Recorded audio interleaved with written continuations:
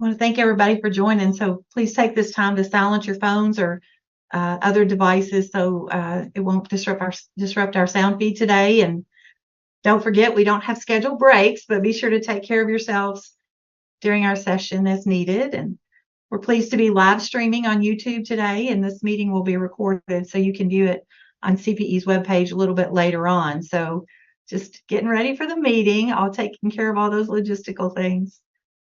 Welcome, Diana. I see you coming into the meeting.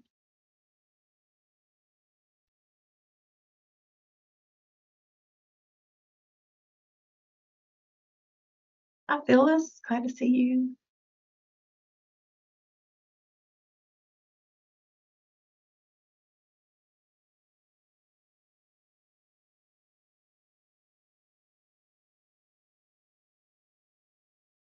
We'll get started here in another minute. I know Dr. Thompson's coming in, and 'tis the season of busyness. I know every one of y'all are super busy. Look at there. I mentioned his name and he pops in. All you had to do was say the name, and there he is. Oh, it's magic. Welcome, Penny. Hey everyone, I'm still trying to get my video. Just glad you're here, Penny. No worries. Secretary Link. Thanks.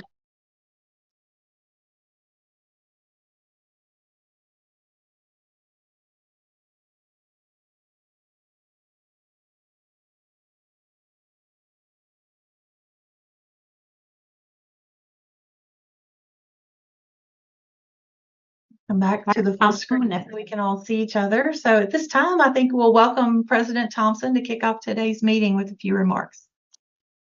Thank you, Robin. Good afternoon, everybody. Good to see you. Wish we were here in person, but since we're not, it's still good to see you. You guys hope are starting this September. I guess it's the middle of September. I shouldn't say that. Hope you folks are really heavily engaged in all the things you need to be engaged in. One of the things I do want to say is I'm really probably heartened to see, and I've had a chance to talk around the country about the unique stuff that we're doing. I'm heartened to see all the stuff that we are doing and getting recognized for it around the country. So I really want to thank you for your collaboration. And I want to thank you for the honest conversations we've had. And many of you know that that's the way I like to do conversations, in a very honest way. So thank you for that. You know, one of the things that I will tell you is for us to move forward in this state or anything that we're doing, we have to continue to have that. And we have to really continue to think about how are we open with one another to make sure that we do the things that are needing to be done for the young people and not so young people of Kentucky. I would be remiss if I didn't tell you, I want to thank Jason Glass, who's not with us, for his partnership and a lot of the work we've done since he's been here. We are going to be pushing this forward, and Jason very much was a part of us establishing that baseline. As Robin Kinney comes aboard, we want to welcome her fully and know that we're going to continue this with Robin as we go down this path. I think Robin assumes her interim position September 30th, as I remember. I would also be remiss if I didn't welcome Joe Carroll Ellis as the new head of Kia and Kieslich. And we're in the same building together. So if I get out of control, she's going to make sure I get in control. So welcome, Joe Carroll. Good to see you. Thank you.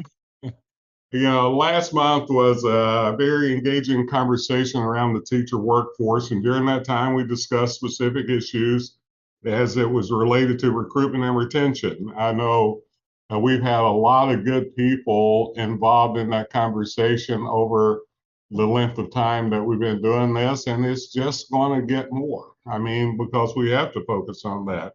Today, we're going to dig in a little more deeply to provide perspectives from the post-secondary groups once they enter college to pursue this. Now, one I will tell you, and I should say, we're going to be discussing the Impact Kentucky survey that captures the perceptions of teachers and working conditions. I do want to say that in the role of being in higher education, I understand that teacher prep is core to the long-term way of thinking about building this pipeline and ensuring we have quality educators a long time in the future. It's going to take all of us to make that happen. One of the things I will not do is just point at one group and say it's your responsibility.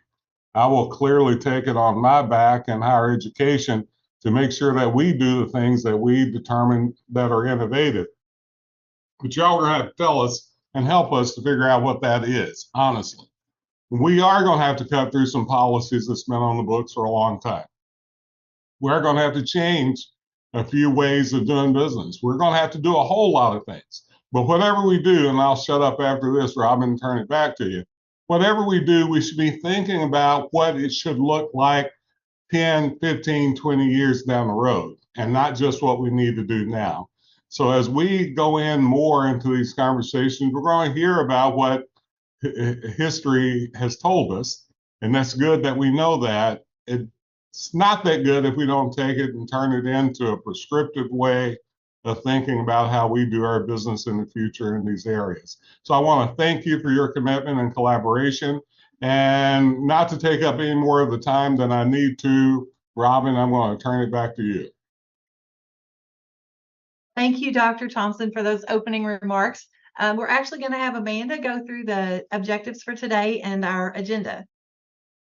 Yeah, so thank you guys so much. I'll wait for Robin to kind of pull up the slides. And Joe Carroll, I'm so sorry. You popped up in the bottom corner of my screen. I didn't get to say hello and welcome, and we're so glad to have you, and congratulations. So thank you for being here.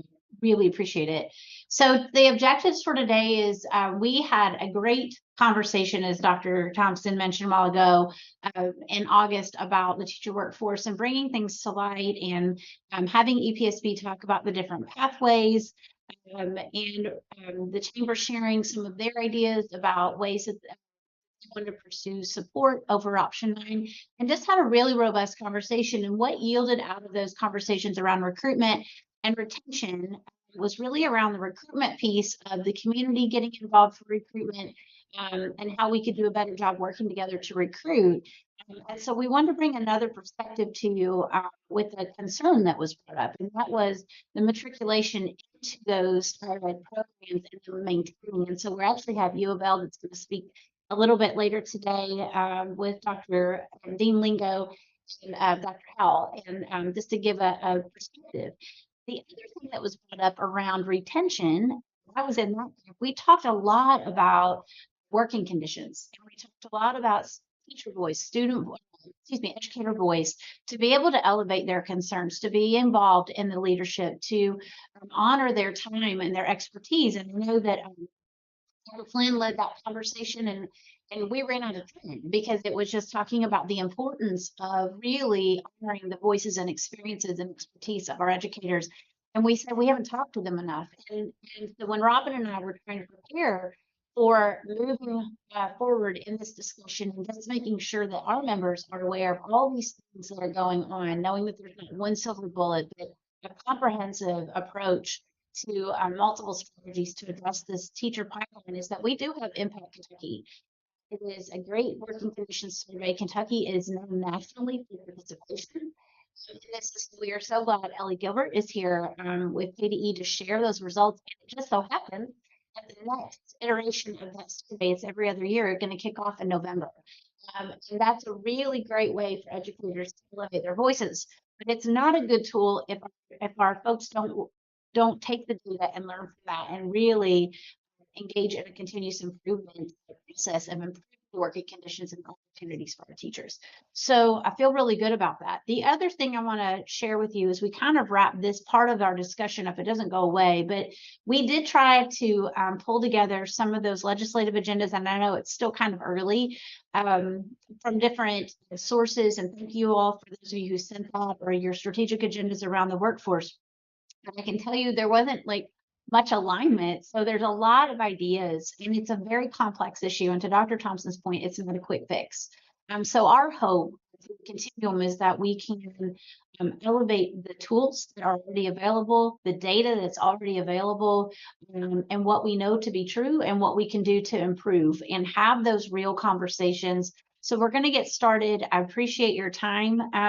Then today, what we will do is that we will then give you a little bit of updates on where we are in implementation of the recommendations that have been made over the last couple of years. Those did not just go away or float out into space. We actually have work that's taking place as a result of your recommendations and our stakeholder feedback. So we'll be giving you an update on the first year success. So Lily Massa-McKinney will be here from the Student Success Collaborative, and Phyllis will be giving updates on the worker on first year success that we did our work group last year on. And we have Kia online who's going to give us an update on our FAFSA efforts. We talked about improving that. We've talked about doing internal meetings and working together to elevate opportunity and the importance of FAFSA, and we're seeing results, and we're so grateful and want to not overlook the progress that has been made. And those are just two examples, just because we're limited on time, but there are lots of things to share. So each time we try to share updates with you to let you know that your recommendations don't fall in the abyss. They really do get handed off and discussed in ways that we can implement change in Kentucky for our pipeline. So I'm going to start by turning it over. I believe U of L is going to start with us. So Dean Lingo, if you and Dr. Powell would like to get us started, that would be great. Absolutely. And I think Robin is going to share our slides. Great. Perfect. Amanda and Robin asked us to talk a little bit about some of the things that we're doing to address the challenge of educator workforce preparation. And what we are thinking about and doing really is we're attacking this in multiple ways. Of course, we have to attack this from an undergraduate perspective. We're also have ways in which alternatively certified teachers and a residency program. And I think one of the most important things that we're doing is around what we're going to talk to you about in our Summer Bridge program. So I'll give a little bit of background. Robin, I'm not seeing those arrows. So can you advance my slide for me? Oh, perfect. Okay. So we know that there are some barriers to the teaching profession. We know that unpaid internships often is a challenge for students to complete while they're also working other positions to be able to afford to live. Not only just pay their tuition, but just to have living expenses.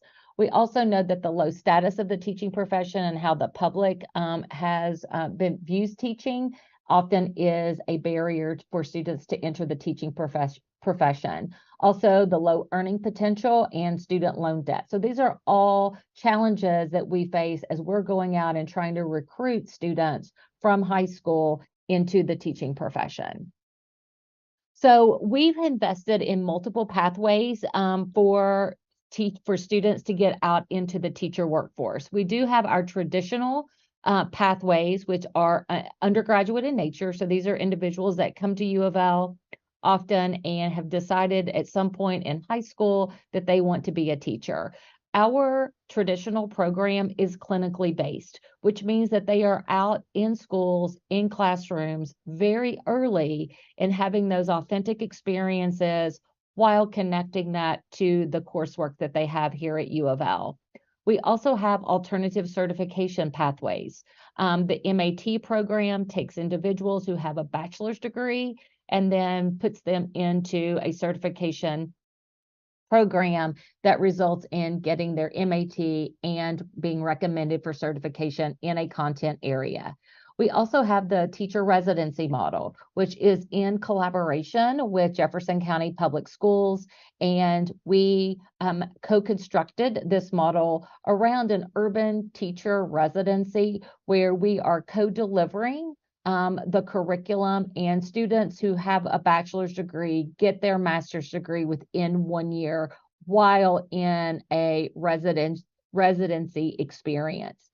Students are paired with a cooperating teacher or a mentor teacher 4 days a week. And then on the 5th day, they take their coursework for that master's degree. And then recently, we have established an Option 9 program.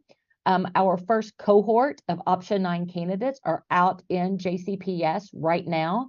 JCPS has those individuals employed as instructional assistants, either in special education classrooms or in early childhood or elementary classrooms. So we also know that there are certain keys to retaining the students that come to U of L. And we know that this from the data, from the variables that we look at to make sure that we are addressing in proactive ways, ways in which we can retain students once they come here to campus. So one of those is academic readiness, which I know this group is very familiar with. Students, when they come to the university and they are ready for college coursework and the rigor that entails, they are likely to stay here. We also know that students need to feel connected to the campus community, and that's important as we think about retaining students, that if they feel a connection to the campus, then they are likely to stay here. It's also important that they find a community of peers, and we'll talk about what that looks like here within the Summer Bridge program. And then finding that community of peers cultivates a sense of belonging for students. And then that enables them to have consistent and sustained enrollment in courses so that they can matriculate to graduation in a timely manner. And obviously, another big key to retention is being able to adjust to a new environment and the expectations that comes with being in college as opposed to being in high school. So I'm going to pass it over now to Dr. Penny Howe. And 2 years ago, we wrote for a Summer Bridge grant opportunity that was specifically focused on teacher education. So Dr. Howe and our colleague, Dr. Marin, who couldn't be here today, designed this program with the evidence-based practices that I just discussed in mind so that we could think about how we could implement and execute a research-based Summer Bridge program for future educators. So, Penny? Hi, thank you. It's good to be here. My name's Penny Howe. I'm a professor here at U of L, and I appreciate Dean Lingo's support of the program, and I'll talk a little bit more about her investment in this program as well. So, we took 4 key pieces that we know are in the research, but also what we know about teacher development and who people are who choose education as a career. And so we target these 4 critical ideas: community building, which means we're developing a community of learners, which they will have to do as educators, is how do you develop a community of learners as teachers?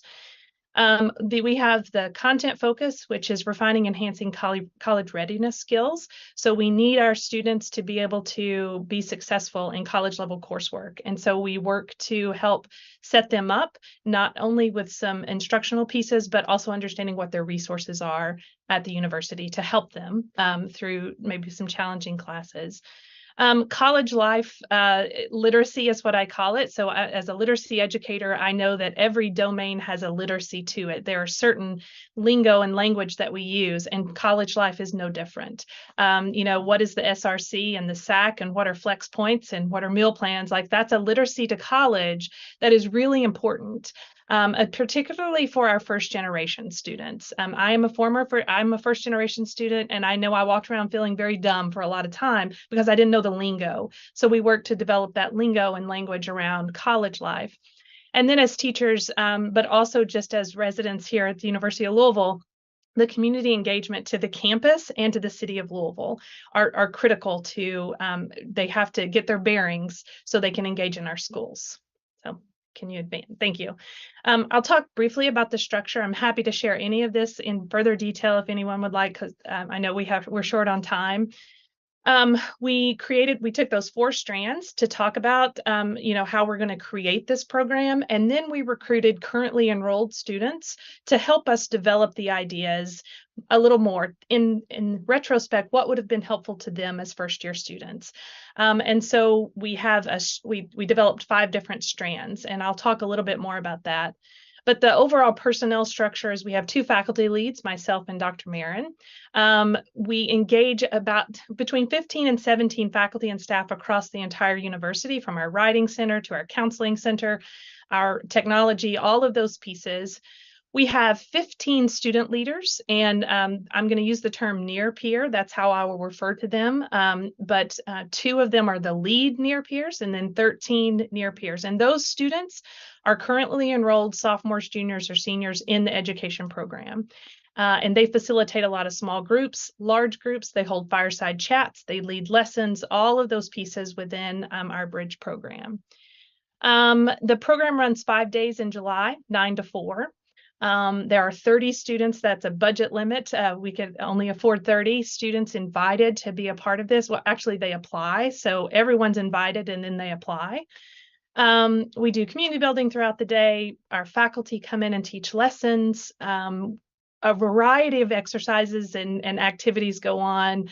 One of the favorite from this summer was the campus bingo. So we had different places that they had to go to and post it online, and whoever got all of those places, got a pack of M&Ms or something. But this was so much more for them because they got to know campus and they got to know each other as they were running around campus, taking these pictures.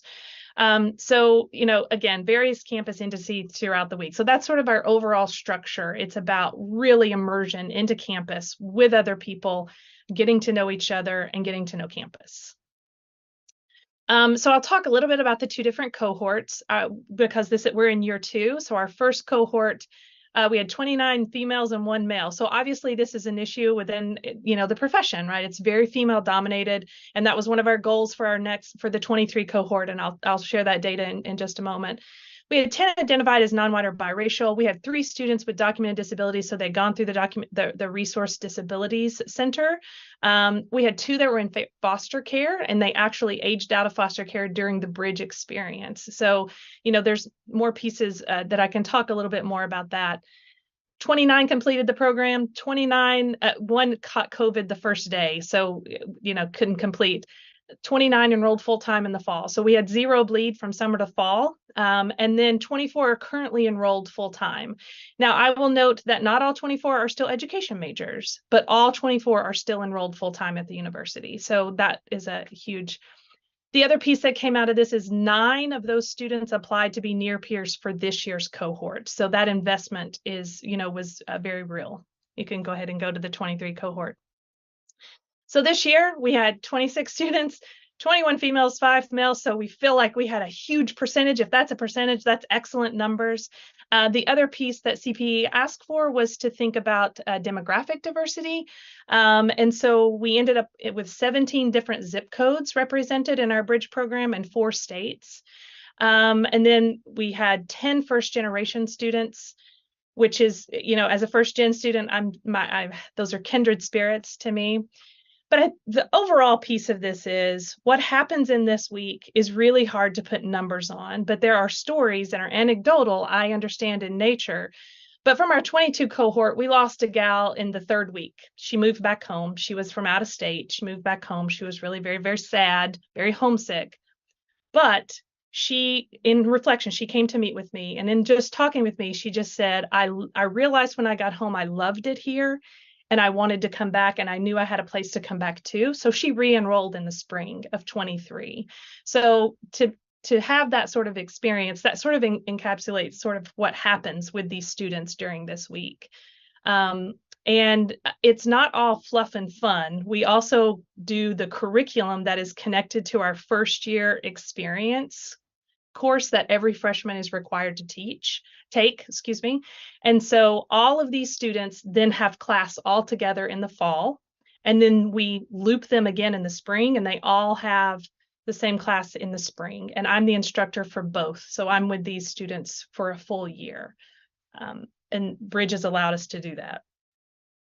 One piece, these are two just sort of short data points. The 22 cohort, the students in there went to our registered student organization meeting and found that there were no education RSOs, is what they're called on campus. They reinstated one called the Minority Future Educators of America. And the great part about this is they reinstated it. They're now the leaders, and it's open to everyone. And they'll say that you don't have to be from a minority background to join. And they're leading all of these pieces. I'm the advisor, but I just sign paperwork. So at an event 2 weeks ago, they had 15 students.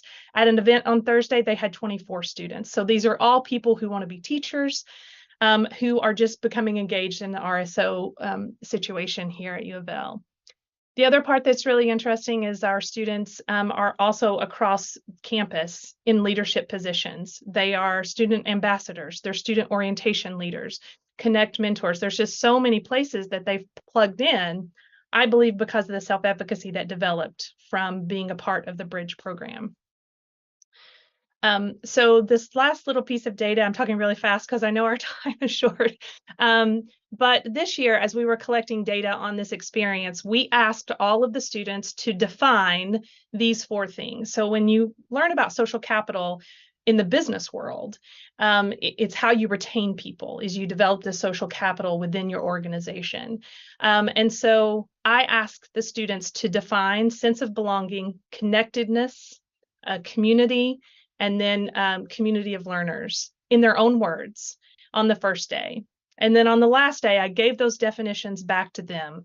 And I asked them to rate the Bridge program based on their own definitions of these words on a scale of 1 to 5. How did it match up?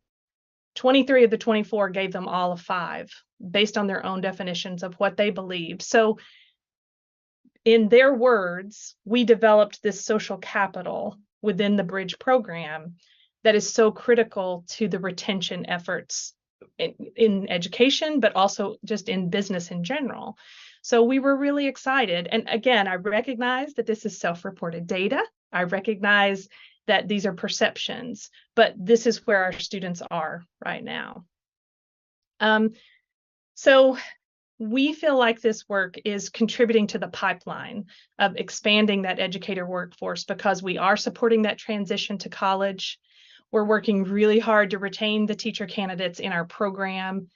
They have opportunities for early engagement in schools. So through our signature partnership schools, the Bridge students are going to run the fall festival at one of our elementary schools. They're all super excited. They're going to do a movie and book night. So these are opportunities they might not have had in their first year experience course because those connections aren't there, but they have that, I believe, because of the Bridge piece. The leadership development is a phenomenon that myself and Dr. Marin are trying to begin a study design around because their self-efficacy is so high and they're engaging in leadership opportunities that we normally don't see until they're juniors or seniors in college, but they're doing this as second semester freshmen. Obviously, we're working to diversify the teacher workforce, and we're also really working hard to build connections to community. So they'll not only come here and go to school and graduate, but they'll stay here and teach here and be engaged in the community.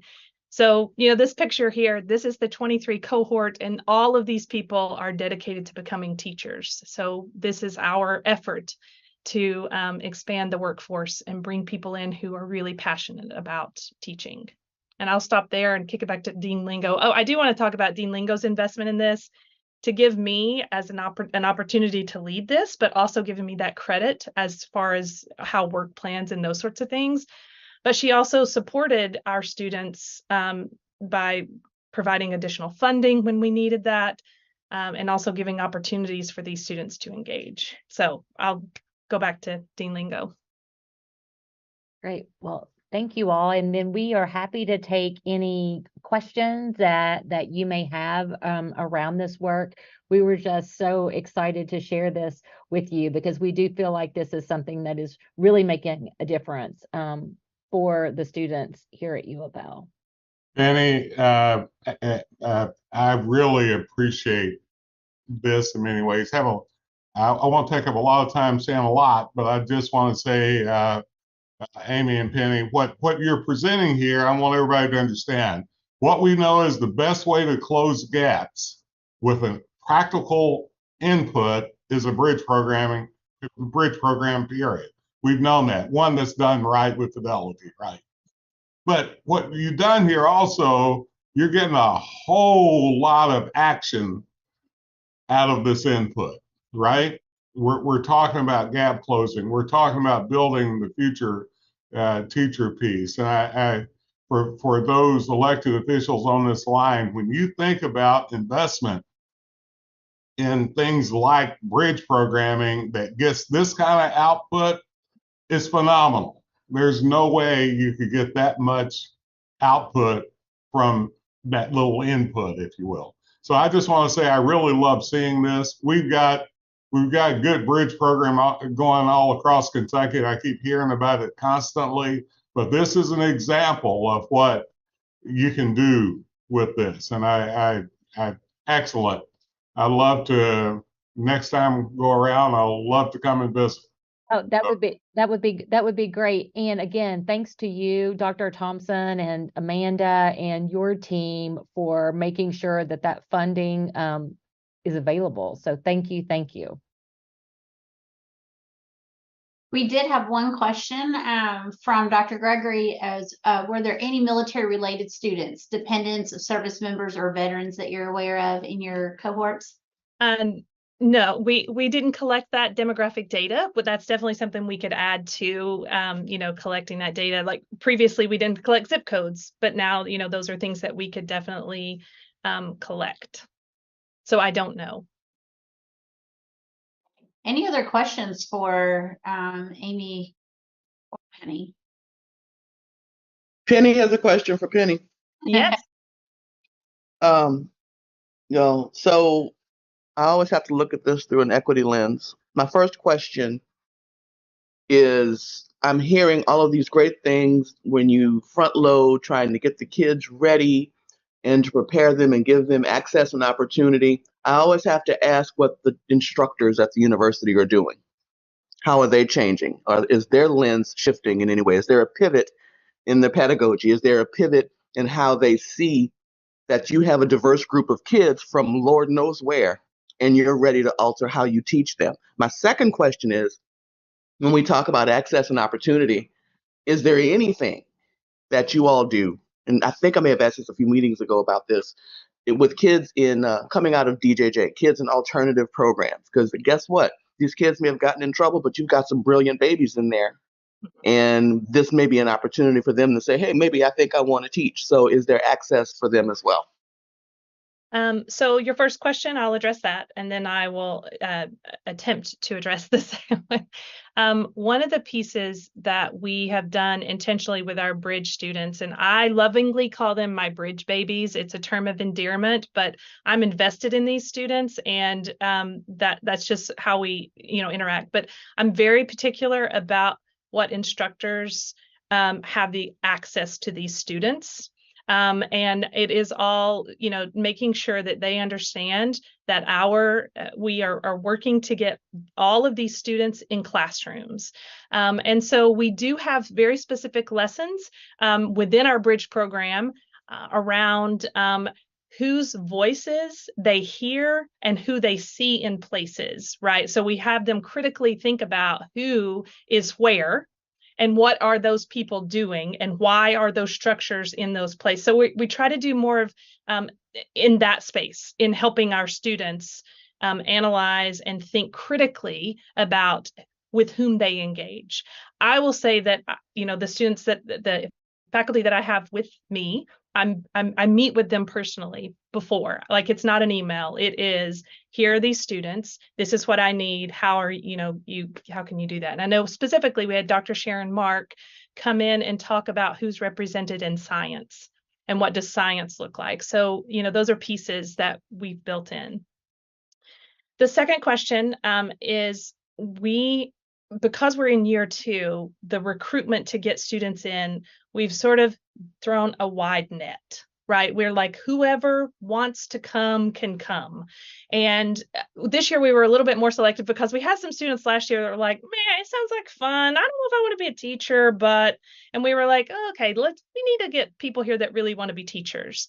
One thing I had in mind, and I actually met with one of the bridge leaders from JCTC, was if we could have bridge for community college students as well, not just our traditional, students that are coming in. So to me, the net is wide. Absolutely. Like if people want to be teachers, and this is going to help you transition to college and help you get to the classroom, and you're going to have a community of support around you, absolutely, why not? So and I completely agree. So I'm not, and just full disclosure, I'm not sure I was thinking through that lens as well. So I appreciate that opportunity to think about another area for recruitment.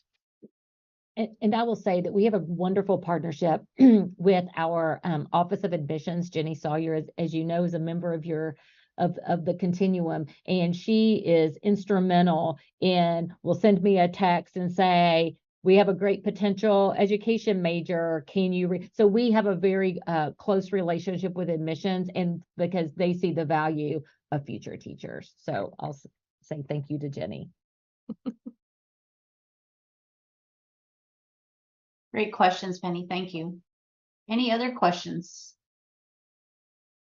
Or anything else you'd like to know about this specifically? I do know that Penny put the Instagram account in the chat. If you're on Instagram, it will brighten your day because during their summer bridge, they keep it hot. They post a lot, and it's great to see all the students engage. It's really exciting.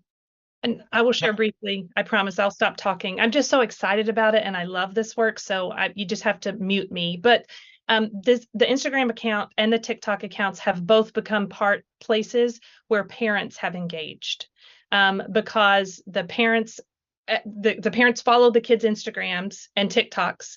And then, so we have a lot of parent involvement. Well, I say involvement, but they're liking posts and that sort of thing. They don't comment because they're afraid their kids will be embarrassed, but it's a parent engagement. So to me, it just widens our community a little bit more and the message.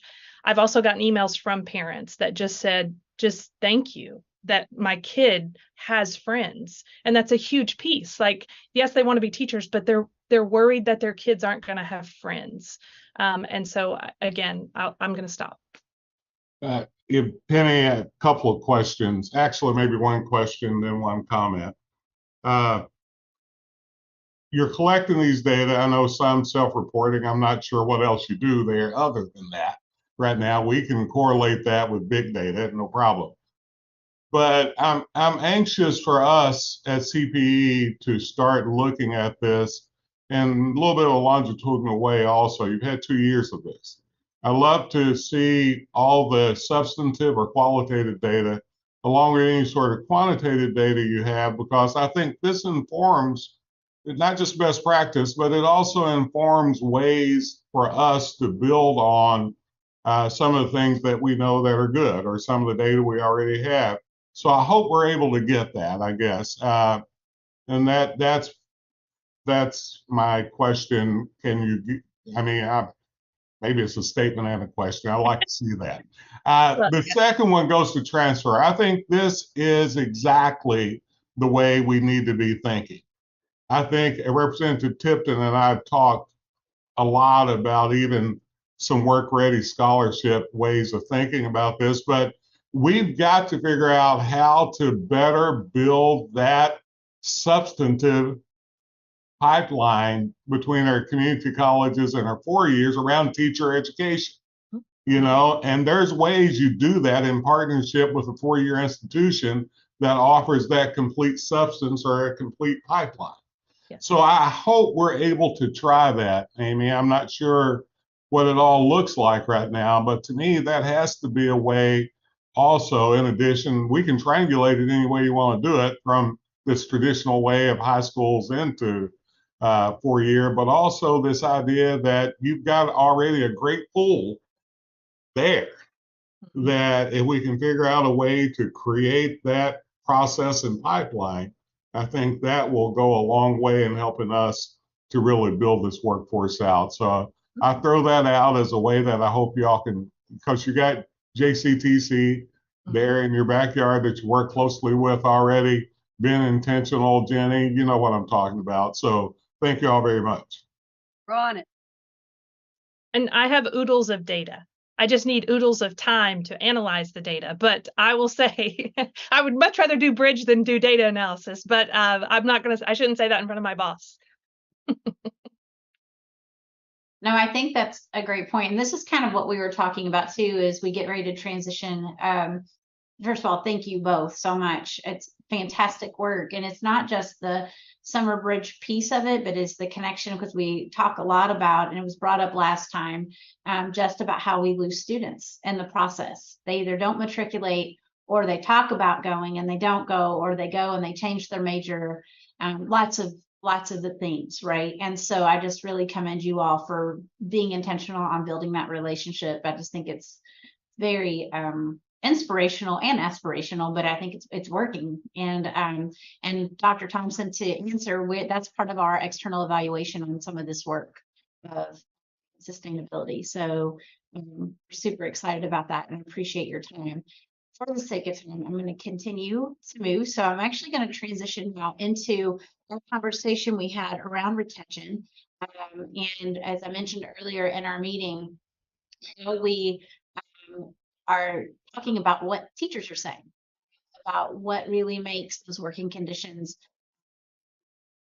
pleasant, and wanting them to stay there and stay in the field and grow and develop in their profession. And so, as I said before, we've had a great tool for a long time. So I'm going to turn it over to Ellie from KDE to give us a great overview and maybe a reminder / nudge around this great tool that we have access to now.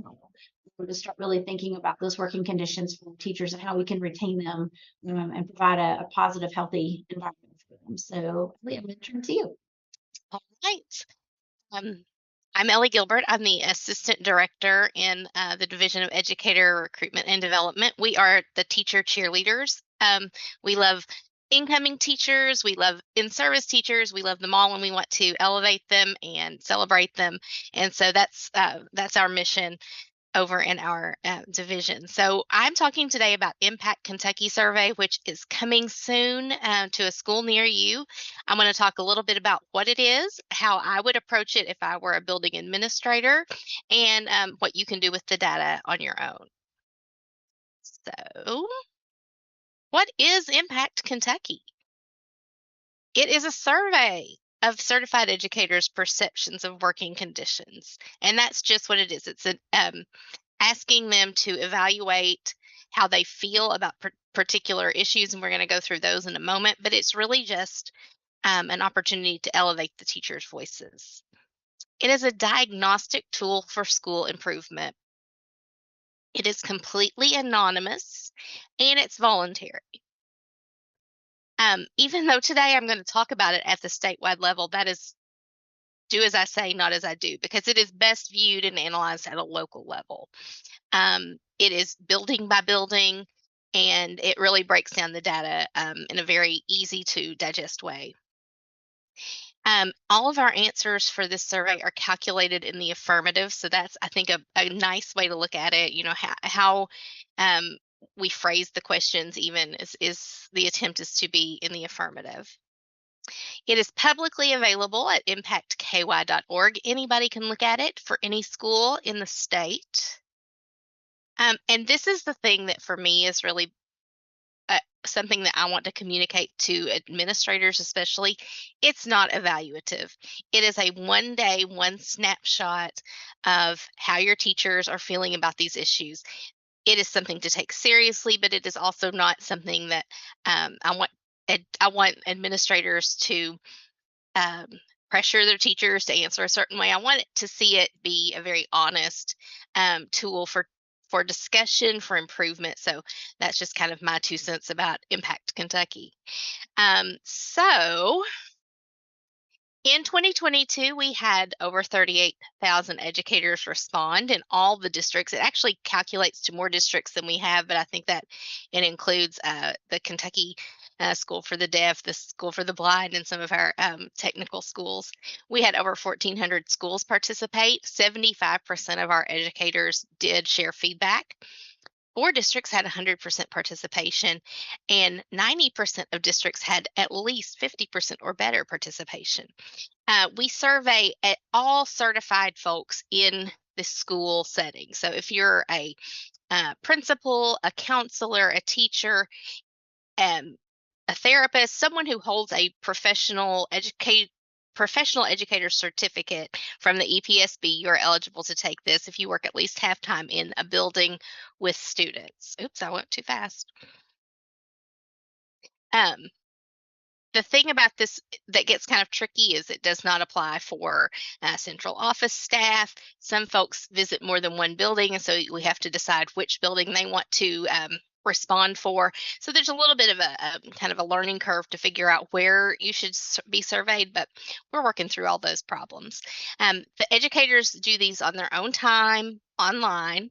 They have in 2022, we had a window from November 1st to December 22nd. I think we're going to close it December 15th this year, just because 6 weeks seems like a good time frame. So that's what we're looking at right now as the 2022 data. These are the topics that we asked about: staff leadership relationships, educating all students, managing student behavior, school leadership, school climate, professional learning, feedback and coaching, resources, and emotional well-being and belonging. And so I have chosen one little data point from each of these 9 areas to talk about and to look at as a statewide the statewide view. Again, that's not really the best way to look at it because the state's so big and we have so much variance between districts. It's really best looked at on a one-by-one school level, but I didn't want to pick on anybody. So we're just going to look at the whole state today. So first of all, I pulled up this data point from staff leadership relationships. This was our highest scoring category, our most positive. It was 76% positive.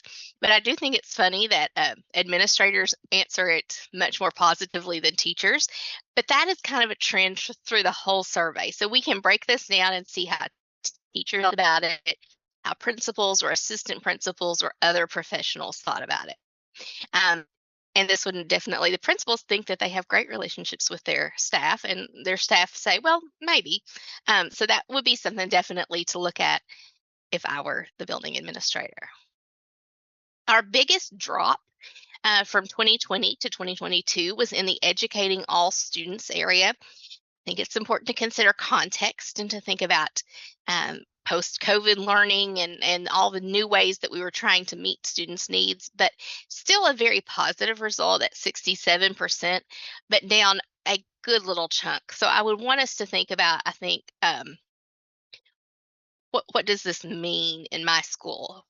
Who are we not educating? Where are we failing? Who's falling in the cracks? And why do teachers feel that they're not equipped? I think that would be another question to analyze. Managing student behavior, believe it or not, was 65% positive. But I think this is very telling. If this were my school, I would notice that those new teachers felt much less secure about it than those 20-year veterans.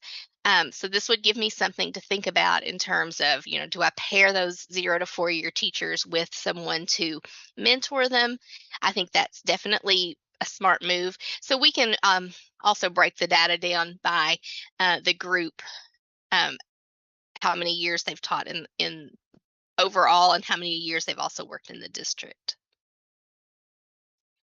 Theme 4, school leadership, also still pretty positive at 64%. I thought it was interesting to look at the contrast between how clearly the goals that the leaders identified were, and then how much input teachers felt like they had, that was a significant drop, that it was less than 50% favorable about how much input teachers felt like they have. So if that were my school, I would consider how can I collect more teacher input, because obviously they don't feel heard.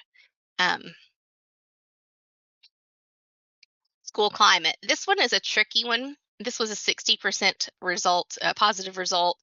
Of course, in primary grades, it was much higher than it was in secondary grades. And really, in this one, it talks about how teachers perceive students' attitudes towards school. So obviously, I'm a mother of high school students, and I taught high school students for a lot of years. They are not as enthusiastic as pre-K students are about coming to school. So that's just going to be a natural difference. But what can you do to bring back some of that enthusiasm that kids felt when they were a little bit younger? On theme 6 with professional learning, the result was 57% positive, and I think this is a very telling little data point. How valuable are the professional development opportunities you get at your school? 48% said, I guess they're okay. And then 71% of them said that they felt like they could learn from their colleagues in a very helpful way. So if that were my school, I think I would shift over to letting peers work together and learn from each other. I think that would increase teacher voice perception as well. Coaching and feedback. This one's tricky. Overall, it was a 55% positive rating. How often, when teachers were asked how often they received feedback on their teaching, 56% of them responded frequently or almost always. And you'll notice again, principals view that more positively than teachers. So I guess if I were that administrator, I would look at systems and structures that I had in place. How can I help teachers feel that their teaching is valued and that I can give them some constructive feedback on a more regular basis? Resources. This one was one of our lower ratings, but it did increase since 2020. So 49% of teachers felt like they had adequate resources at their school. That's one I think that is always going to be a sticking point. We never feel like in the classroom, I mean, I think we never feel like we have everything that we need, and we work really hard to make do. And the last one, I think this one should not come as a surprise to anyone. Again, this was shortly post-COVID. Theme 9, emotional well-being and belonging. It's our lowest area of all, with a 48% positive. But I think it's really interesting when we break down the questions and we look at how effective teachers felt at their job right now. 60% of them felt like they were at least somewhat effective. But 26% of them said that they were. This one was tricky the way that it was worded, but how concerned are you about the well-being of your colleagues as a result of their work? 26% of them said, oh, we're not worried about them. They're doing great. So that was the positive on that one. So that meant that like 74% they were really concerned about their colleagues. And also similarly with their own well-being. So definitely, if you had a result like that, you would want to immediately tackle teacher well-being. What can you take off your teachers' plates? How can you support them? I do think that 71% favorable of how much do you feel like you belong at your school is very encouraging. So it says that, that we're moving in the right direction there, but maybe teachers need more support and need more maybe social emotional wellness focus. So you can pull up any of those reports for any school in Kentucky, impactky.org, and pretty soon we'll be rolling out the 2023-24 survey. One thing that's really nice is that Panorama, who is our partner for this survey, provides some really great resources for schools. We do a couple of webinars on breaking down your data and figuring out what do you do. We provide it for administrators, for teachers, all kinds of different ones. There was a strong well-being focus on the after survey trainings that we had. We had one about leveraging teacher and staff voices to improve school climate. So lots of different opportunities to take the data and really do something positive with it. That's my contact information if anybody needs it. But that's kind of a very quick overview of impact. So I guess, am I still sharing? I'm trying to stop sharing. You are, but that's okay. Trying to stop. No worries. Questions for Ellie or any clarification, anything you have for her? Just one question, Ellie. When you are looking at these data and comparing it year over year, are you looking for any sort of environmental circumstances that could possibly have changed attitudes and thoughts and feelings? You understand my question? I think so. And definitely between the time that it was taken in 2020 and 2022, there were, you know, huge cultural issues that had taken place. So I'm really interested to see how that's going to shift in the next one, because we've had a little bit of settling. We're kind of learning how to function in school again, learning how to balance all the different things, and dealing with the aftermath of kids who've been, traumatized by COVID. So all of that we will see some interesting, I'm hoping, improvements, but I honestly don't know. Thank you.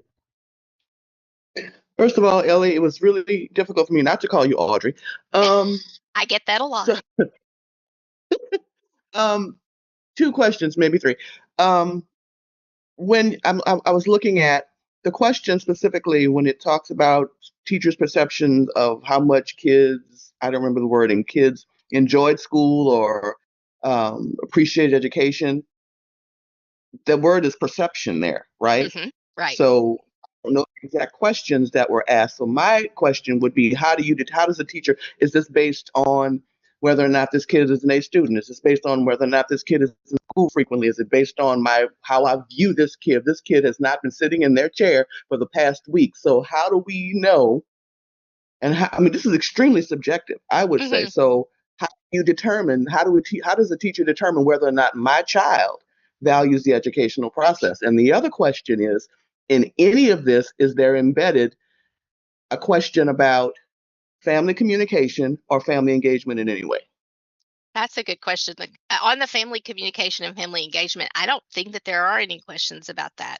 And that would be something that maybe we could consider adding on there in the future. But for the first part of that question, I think the question is phrased, I would have to pull it up to look exactly how but it's like, how positive do your students feel about attending school, or something to that effect? And so it's just an overall, what's the vibe, I guess, in your school is kind of what the question is asking. Is it a positive place for students or not? And again, it's just one question that asks that.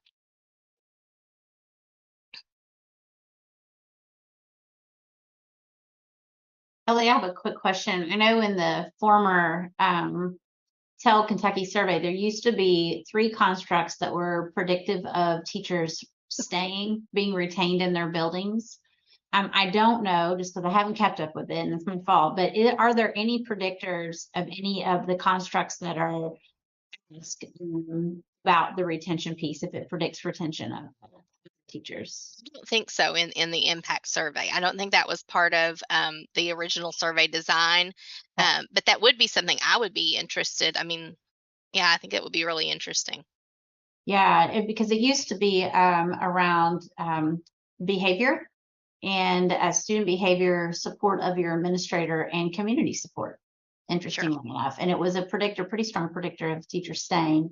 So I just didn't know if there was anything that was like that. Representative Tipton, please.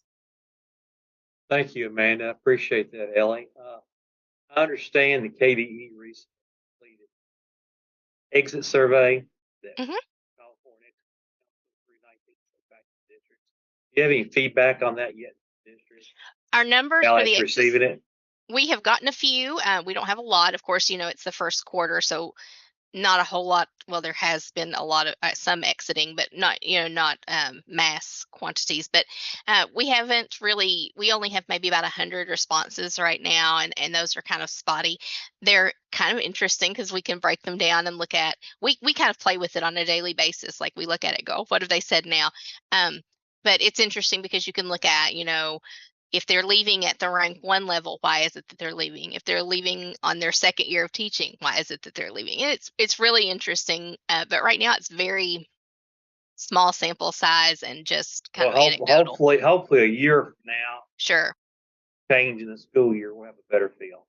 Right. Yeah, as soon as I really think once we see the end of the school year and how those resignations go, and we can collect more solid data. Right now it's kind of but it's very interesting. It's really, we watch it roll in on a daily basis and kind of track it.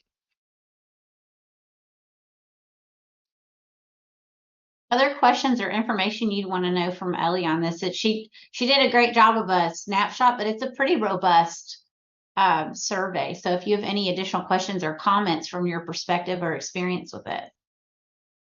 I'll say one thing I do when we go into a school and I see a really exciting atmosphere that I would want to teach in, I do go back and look at their impact results and just kind of make note of that.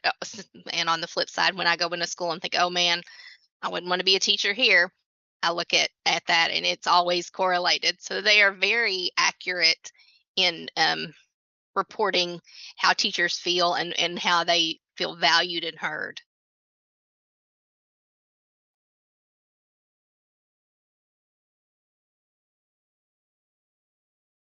I was getting ready to, Dr. Flynn, I was literally getting ready to ask you the perspective of the superintendents of the use of impact and the work around retention. Do you want to talk about what you want me to read your question on the comments? Oh, either or. I was just mentioning that the Coalition for Sustaining the Profession, there's a couple of superintendents leading that effort.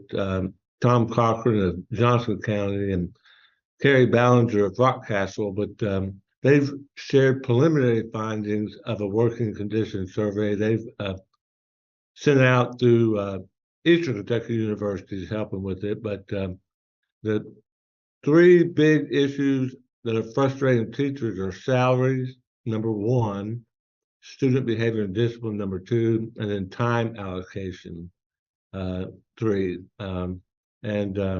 None of those are surprising when you talk to teachers, but I just wanted to mention that. And then as far as the impact survey, I know superintendents use it to try to address what their teachers need and to build a culture and climate that are conducive for learning and work. So I know it's something important to them. Absolutely. Thank you. You're reading my mind. So yeah, definitely, Ellie, thank you very much for your presentation. You're welcome. I do hope you'll encourage, if you're in your role organization around in the K-12 setting, I do hope you encourage the teachers to engage in that survey. It is anonymous and it is really helpful if we use the tool. And to Representative Tipton's point, we definitely would love to have you come back, Ellie, because I think the more we know about why people are going and how they've even prioritized through the coalition of some barriers, which kind of align a little bit with what Dean Lingo and shared as well. It's telling, right? And so I think there's some opportunities for us to grow and learn from them. Is there anything else you'd want to share or ask questions about in the realm of the teacher workforce? Right. Well, I'm going to thank you, Ellie. I'm going to take it and turn it over to Robin so we can give you some updates and start thinking forward on this as well. Thanks, Amanda. Well, as you all know, the CEC has been doing a lot of work in different arenas over the last couple of years. And we thought it might be a good time to just pause and reflect a little bit on what's been accomplished and how our work is moving forward in two significant areas for today. And those areas are FAFSA completion and the first year success work group that we had last year. Now, although this work is very collaborative and there are many partners who have contributed to our progress and our future planning, we want to welcome two key partners on this work today to share updates. So first, we're going to hear from Cassie Benedict, and she's with the Kentucky Higher Education Assistance Authority. She's going to share some progress on Kentucky's FAFSA initiatives and our progress on completion. And we'll also welcome Lily Massa McKinley, and I think Phyllis Clark is here with her also. Lily's the executive director of CPE Student Success Collaborative.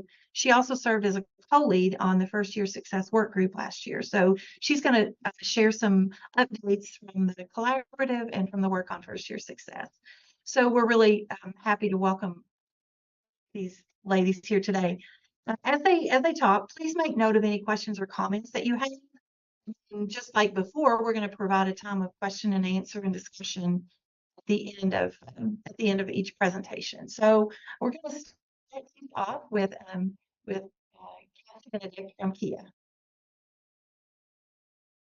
So I'm Kathy Benedict from Kia. I'm the director of outreach. I apologize for how I sound. It is Kentucky in the fall, and I have 3 preschoolers who really like to share their germs with me. So I am going to just, muddle through this with as much voice as I have left. I am so thrilled to be here today with you guys. Robin, you can go ahead and go to the first slide there. To share some updates about what we've been doing at Kia, how the state is looking in terms of FAFSA completion.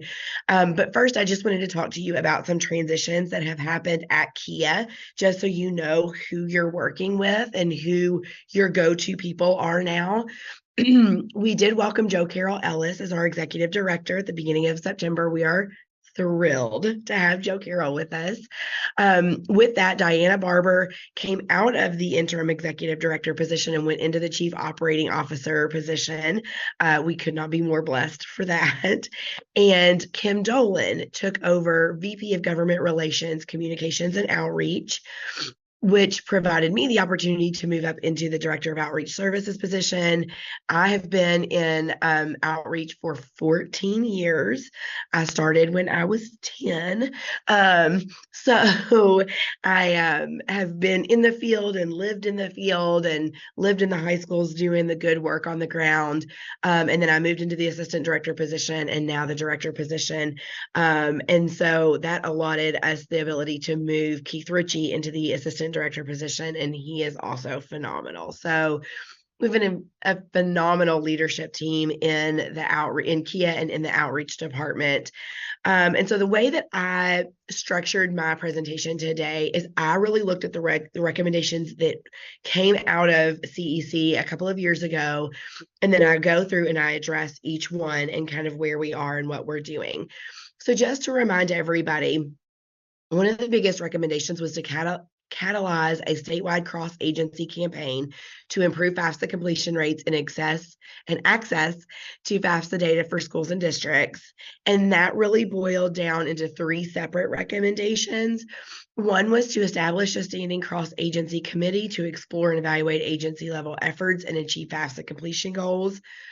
The second one was develop and provide FAFSA-related training and resources on a statewide scale to better equip school counselors, post-secondary transition advising teams, and partners, and increase participation in the U.S. Department of Education's FAFSA Completion Initiative, or as we call it, FCI. So to talk about the first recommendation, where we built a standing cross-agency committee. So back in 2001, Kia put that together. And we have over 15 partner agencies who are represented in that cross-agency committee. We meet about every 4 to 6 weeks. And that has been happening since, I want to say, about mid-2021. It may have been toward the later end of 2021. Lots of you on this call today are part of that committee. Presently, the statewide FAFSA committee is planning a convening in person on October 24th in Frankfort for the first time ever that we're going to call the Kentucky FAFSA Summit. We're essentially gathering partners at the table to address, there are lots of FAFSA changes coming for 24-25. And so even though the Department of Ed's their goal was to make FAFSA simpler, a lot of the changes are fairly complicated and complex. And so we wanted to get this organization, this committee together and say, how do we continue our trend in solid FAFSA completion with all of the changes, with timeline changes and terminology changes and form changes and the no option to renew and all of these things that are happening. And so our hope is to get everyone together in person on October 24th and really kind of come up with some solid strategies and messaging to do that. In the future, we will continue to meet and explore the option of meeting annually for an in-person FAFSA summit. My assistant director and I talk about that frequently, that we feel like a FAFSA summit, even once a year, would be a great opportunity to get everyone at the same table and say, what are our goals? What are our hurdles? What are we doing really well? What can we do? There may be people in this committee who, aren't on the ground level and aren't, out there helping the parents and helping the students, who have great ideas because maybe they helped their child through the process, or maybe, their grandchild is going through the process right now and they have learned some hurdles. And so we definitely want to explore the opportunity of bringing this group together in person once a year.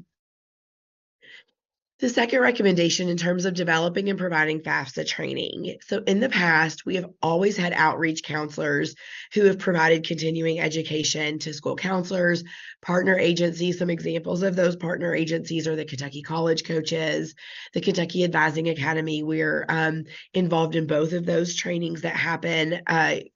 Kentucky College Coaches happens, I want to say, like 4 times a year. And then the Advising Academy meets periodically as well. We also attend as many professional conferences as we can across the state to train those. And that's just a small sampling of the FAFSA education that we're putting out there in the state of Kentucky historically, even before all of the changes. Presently, we launched 16 in-person and 2 webinar FAFSA trainings across the state to specifically address college access professionals and all of the changes coming with the Better FAFSA, Better Future.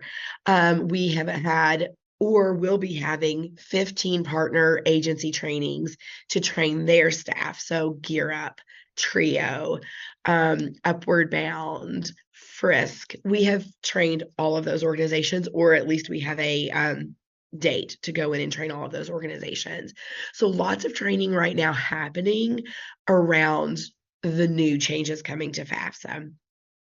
Moving forward, and this is more of a short-term future goal, is we have created kind of a subcommittee within our outreach department to address, brainstorm, and launch how are we going to communicate these changes to parents and students and current college students. The messaging to college access professionals versus the messaging to the people who are actually out there filing their FAFSAs, very different. And so I just wanted to share with you guys that I attended a meeting Monday where I talked to other states. There were 7 other states on there: Illinois, Minnesota, Missouri, Colorado. There were others, but I can't remember all of them. And we basically it was kind of a think tank of what are you doing in your state? How are you preparing your college access professionals? How are you preparing your students and families? And Kentucky was leaps and bounds farther along in the process than the other states. And I'm not saying that just to toot my own horn, because I was terrified we were behind. But everyone was really impressed with what we have available to our college access professionals. And we will continue to meet with them monthly to kind of talk about, what else is your state doing? Well, what ideas do you have? Because I did get a lot of good ideas from that. Just to tell you a little bit more about the trainings that have happened or that are happening to date, we have trained nearly 300 college access professionals at the regional trainings. We have another 700 registered for upcoming events. We do a post survey, and 75 of attendees report feeling unfamiliar with this material, with all of the changes before they come in. But those same 75, 98% of those people report feeling very well prepared to address FAFSA completion after they leave our training. 90% of attendees plan to attend additional trainings in the future. The Better FAFSA, Better Future material is evolving. The federal government is still deciding some of the things. And so we encourage people to come more than once, to come to more than one training. And we are now seeing repeat attendees, and they're saying, like, it's so much better and easier to come the second time after you've digested it a little bit and hear it again. And so most people attending the trainings are planning to come back to another one. And then 100% of the attendees reported that they would be recommending these trainings to their colleagues. I'm going to try, actually, Robin, if you will try to click on the Kentucky Goes to College, see if that will go to our link. Okay, so this is the website that we just built for college access professionals. This website has existed, but Robin, if you'll click Better FAFSA Training Center, this is what I showed to the other states who said we are leaps and bounds beyond what they are doing. So we wanted to build a hub, a very simple hub of information where we shared YouTube videos that college access professionals can grab and help their students and parents understand things. If you see where it says Kia resources, all of these are resources that either a college access professional could use to remember the changes, train their staff, or they could send it out to their high school seniors, current college students. All of that is going to live right here. And then Robin, if you'll scroll down, there's a link to register for the trainings. And then so this 10 biggest changes, that is an example of a YouTube video that a college access professional could come out here, grab that and send it out to their, parents of seniors newsletter. And that will reach all the parents who may have filed a FAFSA before and may be learning about the changes. We link to national resources on there. And then finally, we have a social media toolkit where college access professionals can click on that social media toolkit. We already have the tweets written out for them. We have Facebook graphics, Instagram graphics created, made, and setting out there because we hear from our counselors, they want plug and play. They want the resources, but they don't have the opportunity to really go in and craft a tweet, craft an Instagram post or a Facebook post. And so they can just go right into that toolkit and copy and paste it into their Instagram and send that out to their students. Okay, and you can go to the next slide, Robin. The third recommendation was to increase participation in the U.S. Department of Education's FAFSA completion initiative. Here, I also just wanted to talk a little bit about FAFSA completion and the rates.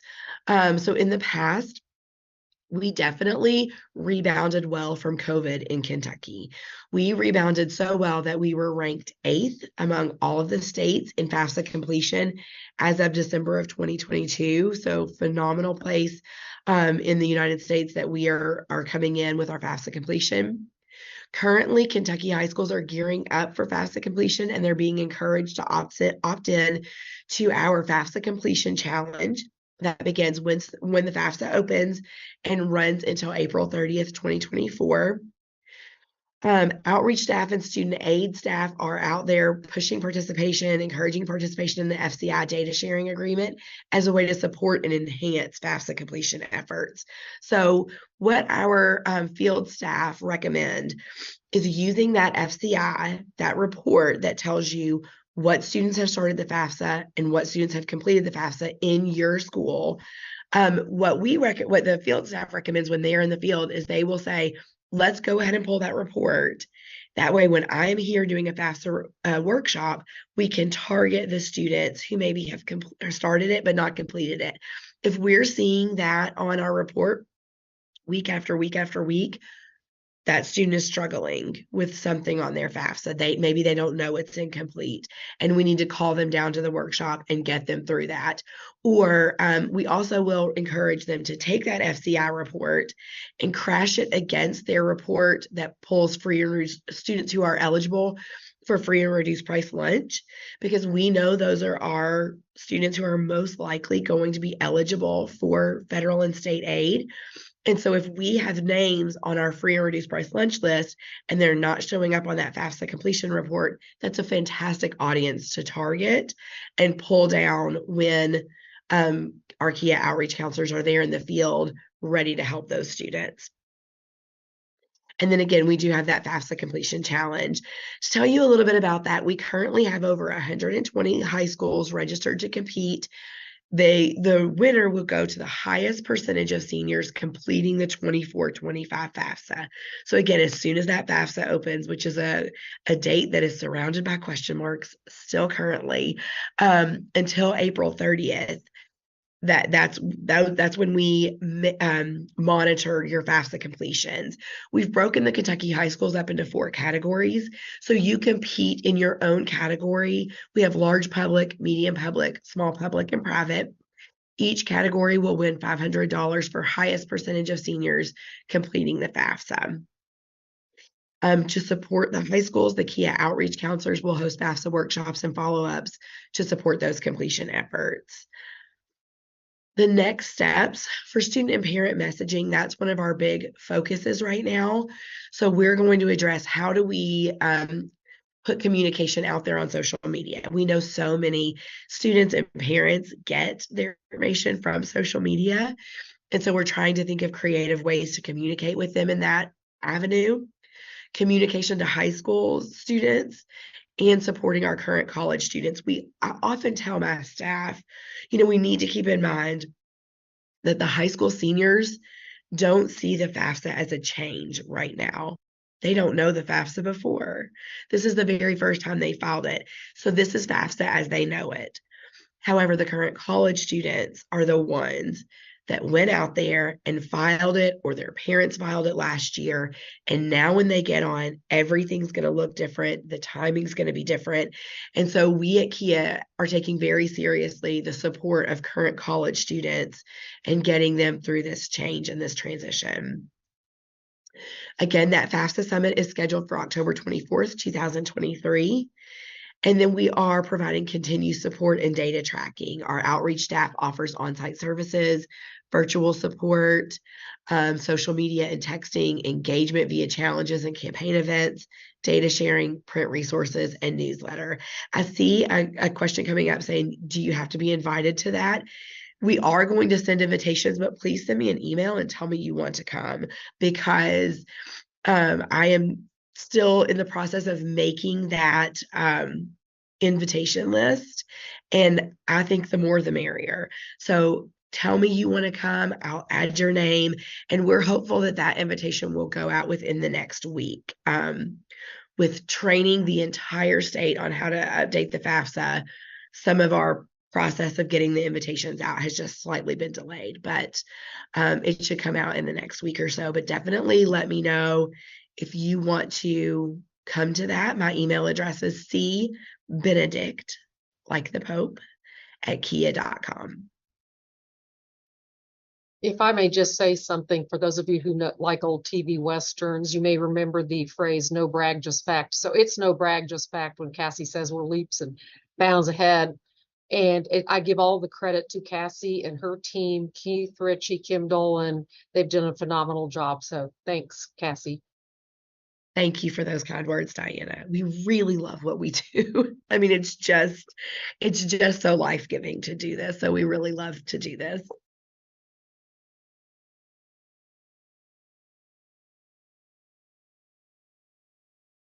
Yes, I see a hand raised.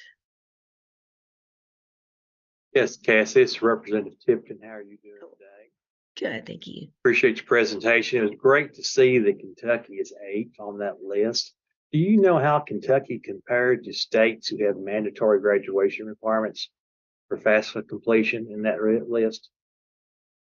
That's a really good question. And I will say that I did pull up the other states who were kind of ahead of the curve of us. They were maybe ranked higher than us. And I did see a couple that did have FAFSA mandates in terms of graduation requirements. However, some of the 7 that were above us did not have FAFSA mandates in their states. And so I feel like it's kind of a mixed bag. The top 8 are both states that do have mandates and don't have mandates. And so there wasn't a clear trend there. Okay. You talked about trying to identify students, and I know through KDE and school districts, they have their own information format, Do you all have problem when you're trying to coordinate the school about getting lists, getting access to that kind of information? Do schools have a problem? Do they know which students have completed the FAFSA and which ones aren't, so they can work on it? What are we doing to improve that communication there between KIA and the local districts? That's a great question. So one of the great things that we have going for us is that our outreach counselors have phenomenal relationships with the high schools that they serve.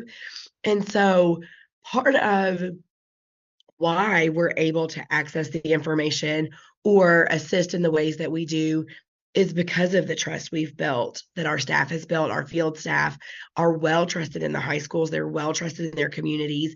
And so, I was in my territory for 12 years. I had no problems walking into a school and saying, can you pull your FAFSA completion report for me and your free and reduced price lunch report?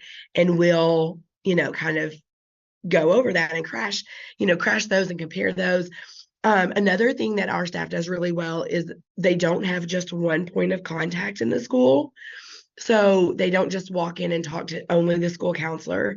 They also have relationships with the Family Resource Center.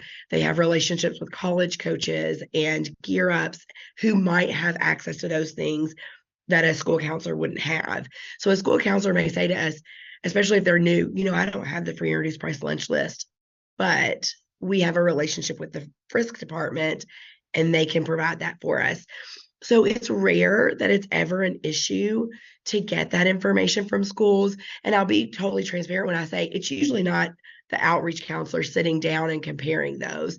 It's the counselor who's handling that data and telling us, okay, here's someone who's on this list that's not showing up on this list. Let's go get them, or let's see if we can pull them out of class or whatever. So it's not really been an issue for us.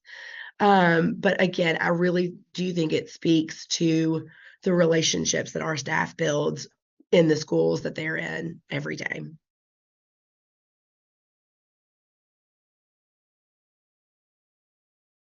Hey, does anybody else have any questions for Cassie?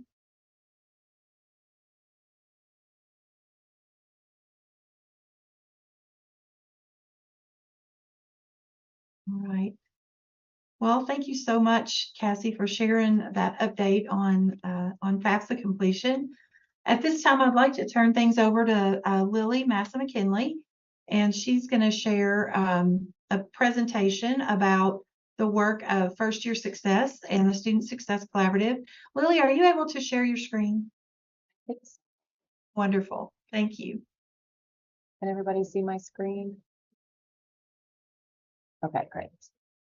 Hi, everyone. My name is Lily Massa-McKinley. I'm the Executive Director of the Kentucky Student Success Collaborative and a part of the big CPE team.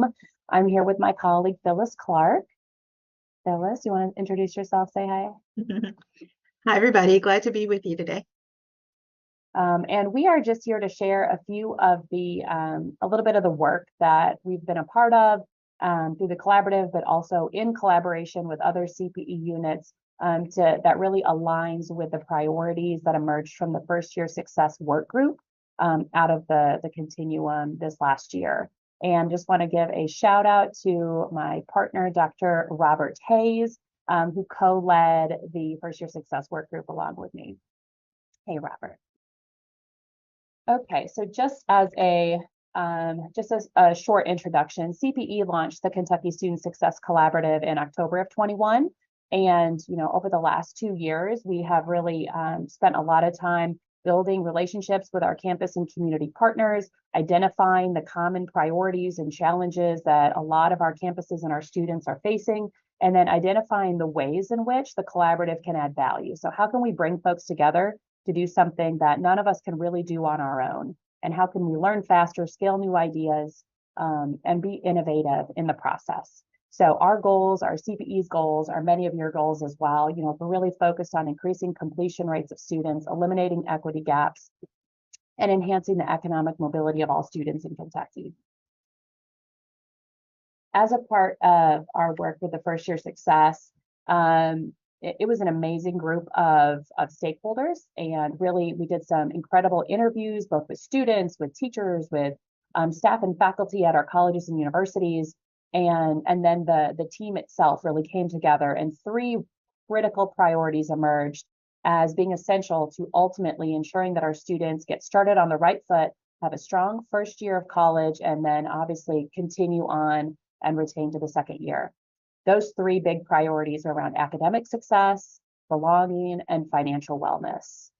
And so I'm just going to share some of the work that is going along with that align with these priorities, even though my understanding is that the actual Commonwealth Education Continuum is still in strategy development and really like looking to identify opportunities to integrate, opportunities to connect with, and then reinforce the work that we're all doing. I'm going to turn it over to my partner, Phyllis, who's leading our academic success work. Yes, so, I have to say I've been a part of this, the collaborative for the 2 years now, and I'm just really excited to be in this space. I come from a student affairs background, and to be on the other side of the academic success has just been really fulfilling for me, to have like this full circle moment in all of these spaces. So academic success, as you can see, if we've defined it here, this is the way that we want to evaluate and adapt things like academic placement, it is AP, the pedagogy, and support practices to meet the needs of our babies post-pandemic first-year college students, and increase the success in their college level courses, particularly math and English is where we will settle. Next slide, Lily. Okay, so I have three quick data slides. I won't read everything on them. I think the visuals are put here in a way where you can see what the narrative is saying. But we know that a strong start is the key to college success. And as we refer to this, you might hear some interchangeable between gateway course, gateway course as well as foundational courses, speaking primarily to the 100 level courses. Okay. So just the numbers here in Kentucky, 29,303 students, first-time students enrolled in Kentucky public institution in fall of 2020. Now in 2021, 19,046 of those first-time students didn't reach the key academic milestones, which is a factor, as we know, in student success. And again, we're talking specifically about English and math. And at the bottom, by May 2021, 35% of those students did complete gateway courses in math and English. Next slide, Lily. So setting all of this up. Speaking of that early momentum and thinking about it in terms of the impact on retention, we know that students who complete Gateway Math and English are retained. Now, this is national data you're looking at for both sets of what's on the screen here. And for those who don't complete, the rate is much lower. And at the bottom, nationally, 45% of students who complete math and English gateway courses graduate in 3 years, where the percentage is much lower for those who don't. Next slide, Lily. Okay, and the last data slide is just speaking about, Ms. Finney, to your point earlier, that we know that, academic success, particularly within gateway course success and completion, is an equity issue. And so as you kind of scan this really quickly, you'll see that in Kentucky, institutional performance gaps do exist by race, income, and age. And we have some double-digit performance gaps in math, particularly for our Black students of color, rather, and adult learners. Okay, so what on earth are we doing about all of this? How are we thinking about this in terms of academic success? We are looking at a new gateway course success strategy that we're developing. We started back in June, gathering about 5 or 6 stakeholder groups, and we have completed these conversations. And out of this has emerged the 3 big objectives that you see in front of you. So number 1, we're going to prioritize efforts related to strengthening communication and collaboration within and across all of our institutions to promote better and more equitable outcomes in these courses. Number 2, we're going to center students' needs above all else in the pursuit of scalable improvements. I think I heard that earlier. Scalable improvements in gateway courses. And the last one, we're going to focus on removing barriers to equitable access to and success in gateway courses. Now, if you look at these side by side, so what are these objectives? What type of tasks? What are we talking about in terms of the actions and things that have come to, have emerged to the top? Well, we decided to put them here. So all 3 objectives you see. And now this is an evolving document. We're still having a few conversations behind the scenes, but what we have right now is critical to point out that there are 3 particular actions for each objective. So we're thinking about for objective number 1 with strengthening our communication, developing a dashboard to track the disaggregated data on student enrollment, convening a monthly community of practice. We are actually already into that quite well. Developing messaging for advisors and students and their families, emphasizing the importance of the relevance of these courses. Objective number 2, where we want to focus on the student needs, we want to prioritize student voice in every way and in every shape.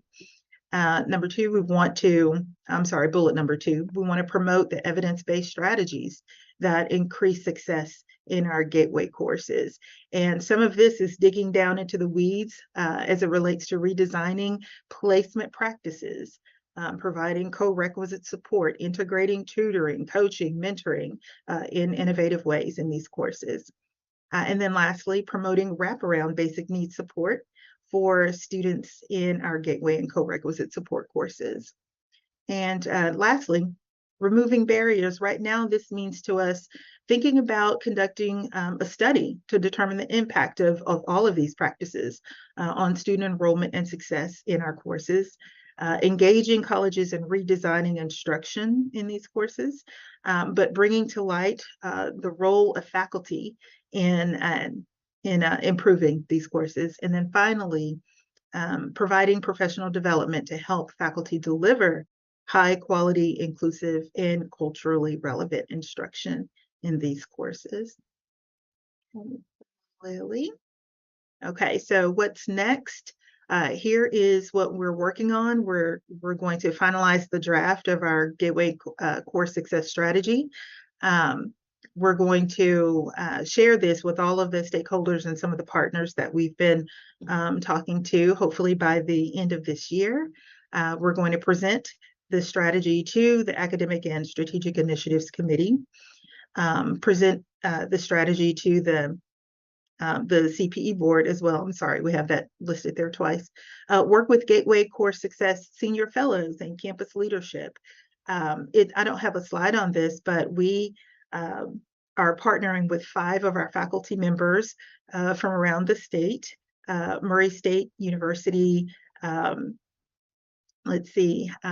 BCTC, NKU, and South Central. We have faculty from those locations who are working with us to drive this work. And so again, that's being positioned as I speak. We're also going to track the key metrics of success and lead continuous improvement approaches to student success. So a lot of work has already gone on. We are by no means complete with this process, so you will definitely be hearing a little bit more about it. I do think I have one more slide. Can you share that, Lily? Yes, this is, I don't know, why is it jumping like that? Okay, moving into belonging. You know, I was in a workshop at a conference last week, and to hear our colleagues talk about belonging in terms of belonging is not necessarily what we do on our campuses, but belonging is more about what the student believes that they see themselves doing on our campuses. We just have to be responsible for creating those conditions.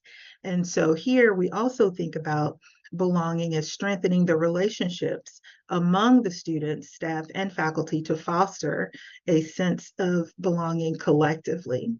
And so our next slide, please.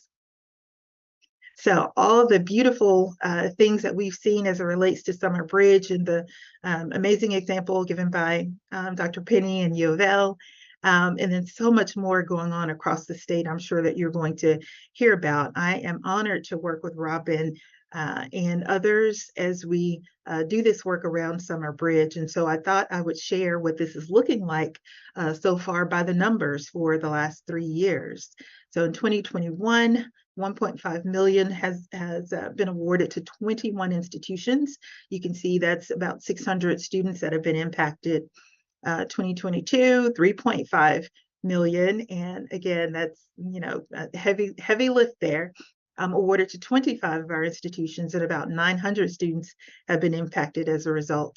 And we're still working on our final numbers in terms of student impact for 2023, but you can see again, 1.5 million awarded to 23 institutions. And I just have to say, I was able to represent CPE and took a trip to the University of Louisville on their celebration day. I think it was, Dr. Penny, that last day, and I got there and was able to spend time with, I want to say 14 students, 2 groups of 7 who sat down and talked with me about their life-changing and transformational experience, really. Yes. So congratulations. And you can see over in the side, it's really hard to read the text, but we're promoting our Summer Bridge programs. And so you can see just a sample of some of those. Okay, thank you, Lily. You can. Okay, so what's next for Summer Bridge? We are having a statewide convening. Very excited about this. Our theme is Believe, Belong, and Become. This is next Friday. And so if you are interested in coming, just feel free to send me an email or share with Robin. We would love to have you there. We're going to be at the University of Louisville at the Shelbyhurst Campus and Conference Center. And we are going to be launching our community of practice for the 2nd year. And so I say launch because it's the first meeting is going to be happening after the convening, first meeting of the year. But a community of practice, the way we see it, is, you know, we provide a platform and a safe space for colleagues to connect. We have professional growth and development opportunities. You can see here we exchange resources, ideas, continuous improvement practices, of course, and the opportunity to gather to talk about some of the issues that we just can't solve in our silos. And so this has been really wonderful. I can remember one of our colleagues speaking to the fact that we've never had an opportunity like this before to really have conversations around Summer Bridge. And all of that led to the convening that is now happening. And so, again, this is not about competition. This is about collaboration. And so really, really pleased with what's happening there. Hey, yeah. Yes, so as we focus on financial wellness, we're talking about increasing awareness and support for students and their families around post-sec financial literacy, stability, and wellness. One of the things that's happening is that we have partnered with Trellis, the financial wellness organization, and they are about to launch, actually it's next week, a financial wellness survey. So some of our institutions will be engaging I believe last year, we had a plethora of institutions participating in the Trellis Financial Survey, all of KCTCS, and quite a few of our four-year schools. This year, all of KCTCS will be participating again, and a nice little number of our four-year schools as well. So we'll be coming out with what that information looks like and what the results of that what that will be a little bit later. I think I will turn it back over to Lily to wrap us up with some information as it relates to student basic needs. Great. Thank you, Phyllis. Welcome. So in addition to the Trellis Student Financial Wellness Survey, which is a really great, it's a national survey. So a lot of other states are also administering this survey to get a sense of the financial stability of their students. And some of the interesting findings will include what percent of students would have trouble getting $500 in an emergency. And you can get a sense of what the student response rate is to that type of question. Could they get it maybe from a source? Could they not get it at all from a source? And then there's other great data in there about financial wellness, as well as mental health wellness and anxiety, food security, housing security. It's a great survey, and it's free to participate in. So all of our institutions, eventually, we hope to have them engaged so that we can look at our trends across the state. A lot of the financial wellness work that we have been focused on through the collaborative has been around student basic needs. And nationally, this is a very popular topic. It's a hot topic. It is especially as the pandemic kind of ramped up and then has calmed down. It became the focus of a lot of colleges as they were able to distribute emergency aid dollars and other relief support to students to help them with their basic needs, which includes their housing, their food, transportation, childcare, and even technology. But we do know that a lot of our students, when they depart our institutions, it's not always because they have a hard time succeeding academically. A lot of the time, it is because they've had a non-academic barrier get in their way. And so just a couple of data points. We know that students that really struggle with their basic needs security are more likely to drop a class, more likely to fail a class, and they have overall a pretty low graduation rate within 5 years. And unfortunately, of those students who do pause their education for financial reasons, only about 20% will eventually return and complete that degree. So really proactively supporting our students, especially those from low-income backgrounds, is really critical to setting them up for success and giving them the best chances possible to cross that finish line, and then obviously realize that return on investment of their degree. Looking at our Kentucky student profile, typically the Pell Grant is a good estimate of financial stability of a student or family. And specifically looking within our community college system, almost 60% of our students are receiving a Pell Grant. So that's the federal grant program for students with the greatest financial need. We also know that while our college degrees have a lot of value and help students move out of poverty, no longer needing support of public benefit programs or other state resources, our enrollment among this important population has been declining. And so I'm really excited about a lot of the work going on across the state and within all of our institutions to really support our students from low-income backgrounds for enrollment, for persistence, and for ultimate completion. This last year, the collaborative led a group of about 50 statewide partners, including state agencies, our Cabinet for Health and Family Services, our Office of Adult Education, a lot of nonprofit community partners that are engaged in education access and success work, as well as many of our institutions across the state. And our goal was to look at the data that KY Stats has access to do original research with our faculty on what assets are already available to support basic needs, what is the student experience and awareness of basic needs support, and then finally to look at our policies in the state to see if there are opportunities to increase support for students through a policy lever.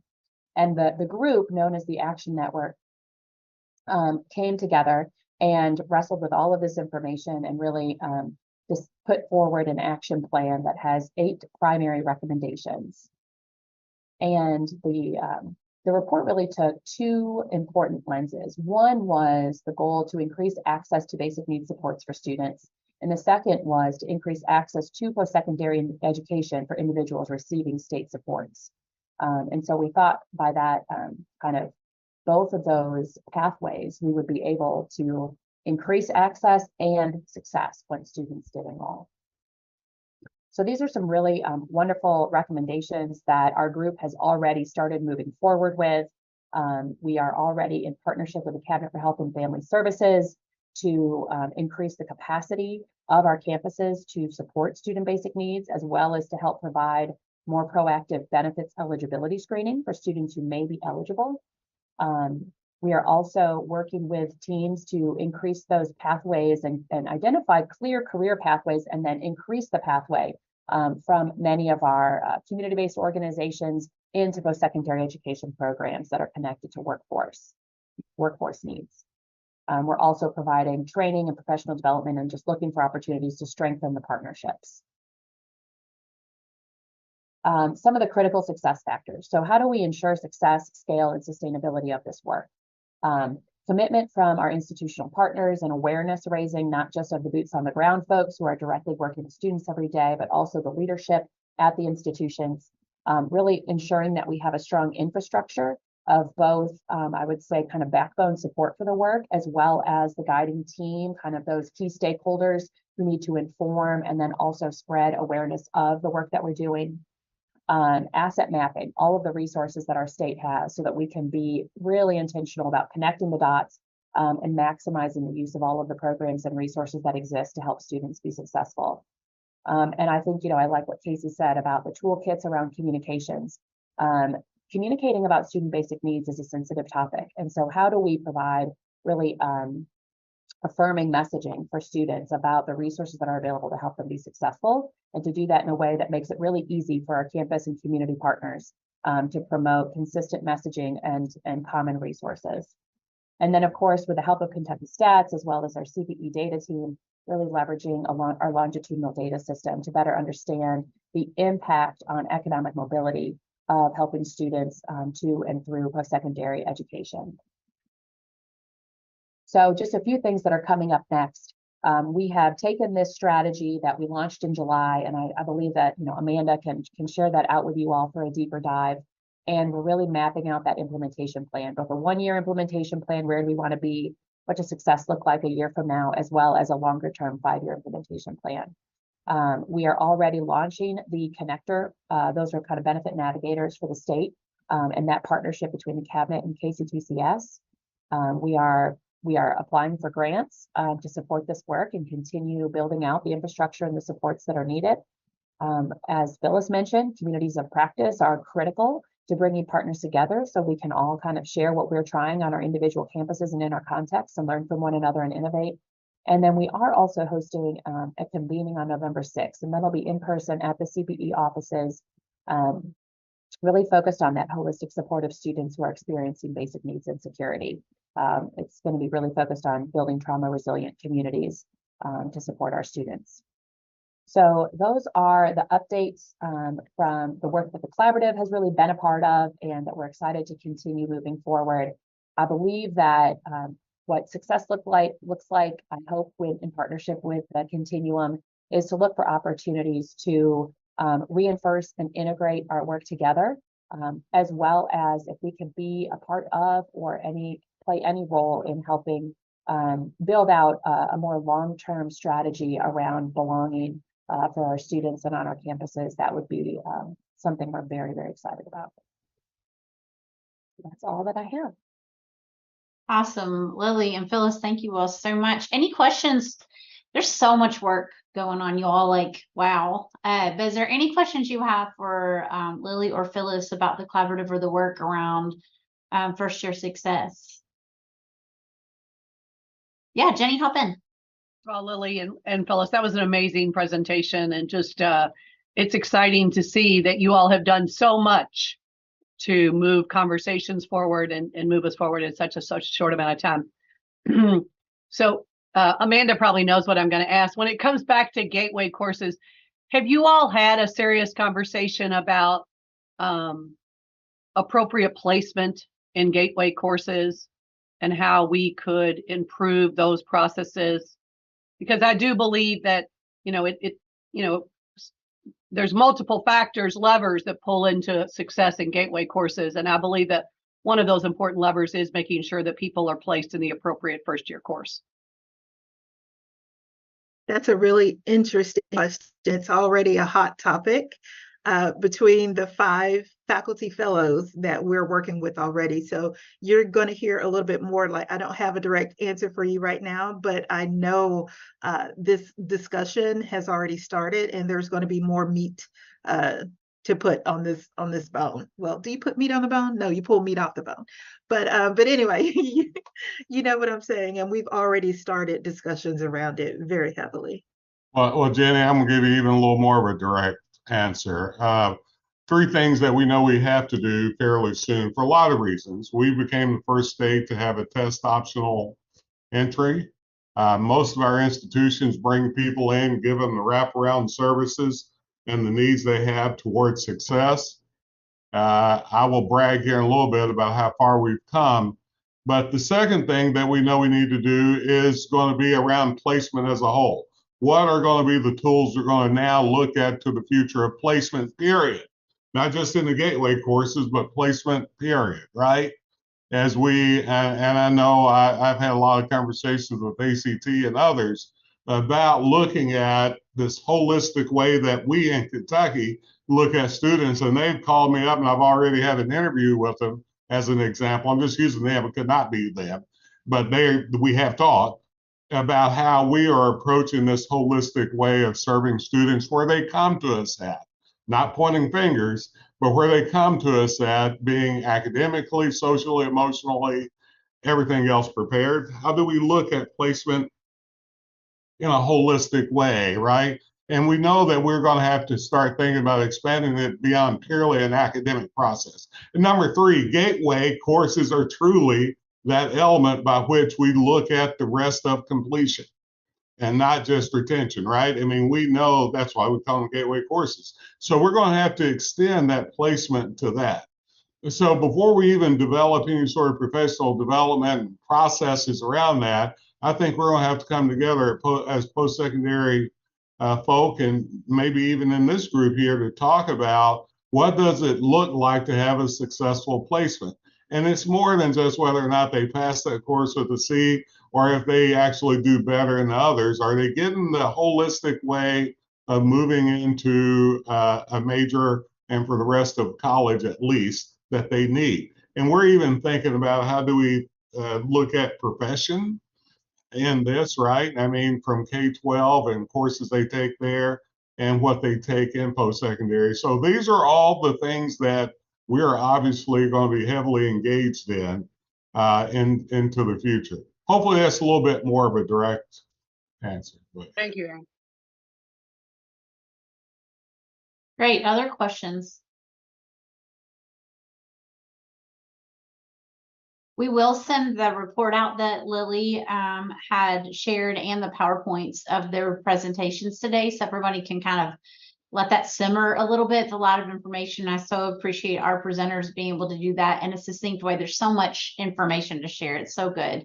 I know it's been a lot of information today and not as much conversation, but all this is super important for you guys to know what's available, know what's out there, and we'll get it in your hands. I know Dr. Thompson wanted to bring up a topic that may provoke more talking in our last few minutes before we wrap up today, and then I'll give you next steps before we leave. Dr. Thompson? I'll do this fairly quickly. I want to give you some updates. First of all, on enrollment, early preliminary results are that most of our campuses are up in enrollment, some really significant, some having record-breaking first-year enrollment. Kentucky was identified a while back as the first state, or one of the first states, to actually rebound from COVID in post-secondary enrollment. And that's because we had worked together early to do that. Now, some bad news. We're still not getting the college going rate up from P12 to higher ed, which means we're getting our enrollment in other places, right? So this is still an issue that we have to work on. We're also going to work on, even though we've set up a great way for them to get out of state students, we need to work on a process of keeping them in state to build a workforce. I also want to tell you, early preliminary retention numbers were up once again. And now we're getting back to the pre-COVID ups that we had before, where almost every institution was at an 80% rate. COVID took us down. Now we're back up. So really a lot of positives there. Also, as we look at, so a lot of performance funding work group, Representative Tipton, who's on here, I don't think anyone else is, but the governor's office was represented. So was the Senate leadership, as well as all the presidents, public presidents, and myself. We have come to an agreement as a group. Now Representative Tipton and Senator Gibbons are going to have to do their part. But we didn't change the performance funding model really at all. But what we did do, though, is we adjusted some metrics based on the needs of Kentucky. And I think this group should understand that. We had done really well on the metrics of STEM-related degrees, STEM-H-related degrees. We had done well on underrepresented minorities and push them through. So the gaps are closing tremendously there. Long way to go, still a lot of gaps, but they're closing there. Where we hadn't done so well had been on our low income. So we are increasing that from a 3% to an 8%, which means that in that pot, we're moving from about $1,500 per student up to about $4,500 per student, which will be significant. We're hoping to move that. The second thing, we're adding an adult learner metric to it, which we know that's what we need in the state. We're also going to ask the legislature, they actually don't have to do this part because this is controlled by regulations with CPE, is to adjust the small school adjustment where Moorhead and KSU can actually now take part in it. And we're going to ask the General Assembly once again to help fund the things that we're doing to do the things that we're doing. But that's some of the great news. I know we're going to run out of time, but I did want to give you that kind of an update that I thought that you would probably enjoy here. Thank you, Amanda. Sorry, absolutely. Any questions for Dr. Thompson about those updates or comments? Amanda, I'll make a quick comment. I put it in the chat, but I appreciate those updates from Dr. President Thompson. But what about a performance funding metric for teacher education? Could something like that be considered? Well, I think you can look at a variety of things, Jim, to be honest with you. What I'd like to be able to do, and once again, I'm going to refer to Representative Tipton, and he may want to say something. We've been talking a while about how do we create a holistic way of looking at teacher recruitment and teacher retention, right? So a part of what the performance funding model will do now is to really to assist those teacher education folks, if they want to get someone of low income or push people in the STEM related areas or someone of an underrepresented population to go into this field and to build it out. So they can use a lot of what we're doing already. They just have to have a strategy to do it. Now, as a direct marker in performance funding, that we could possibly take that up in our next go around of review. No doubt. But I would say until then, we need to be targeting with strategies, and I'm sure Amanda, Robin, and others will help, about how can deans of education really be able to negotiate with their campus leadership to do exactly what you're arguing, because all of those areas are dearths that we have in teacher education, right? And to build that pipeline is really a way for those institutions in higher ed to really build on and grab a return on investment for themselves. President Thompson, I'll jump in here just quickly, and then I've got to get to a 3 o'clock meeting downstairs. But I think there are some other avenues. Teacher training. I've been pushing. Representative Tipton, we are having a hard time hearing you. I apologize. I will up a little bit closer. How's that? Sorry. I was back where I was comfortable, but I think stipends for student teachers is something we've been talking about. Some other areas, I know that supporting the apprenticeship programs that's going on in the state and some other areas. In case, I'm sure many of your work, CASA has done has a series of recommendations. They're going to have a press conference tomorrow. I'll be attending that, and I've had a chance to make an initial review. I'm going to have to study them a little bit deeper as we move forward, but I think there are a lot of things that we can do.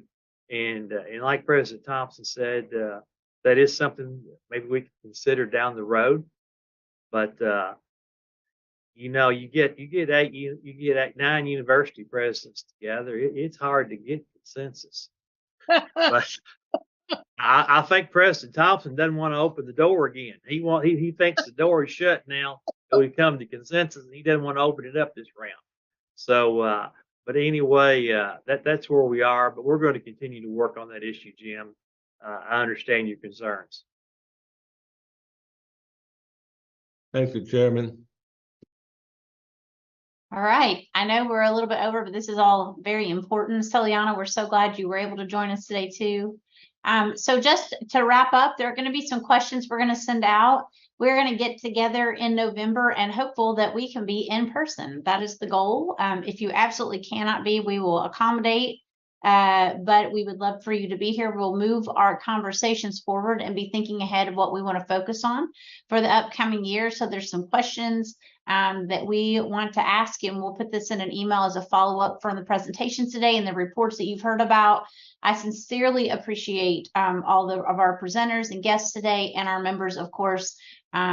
We cannot ask for any better. I mean, we just have amazing participation and commitment to this, and so it really is one of the best of the best, and I cannot thank you enough. So thank you so much. Dr. Thompson, do you have any last words you want to say, or we are good to go? Just offer my sincere appreciation for all this work. And, you know, we're going to keep doing this. I am just really impressed.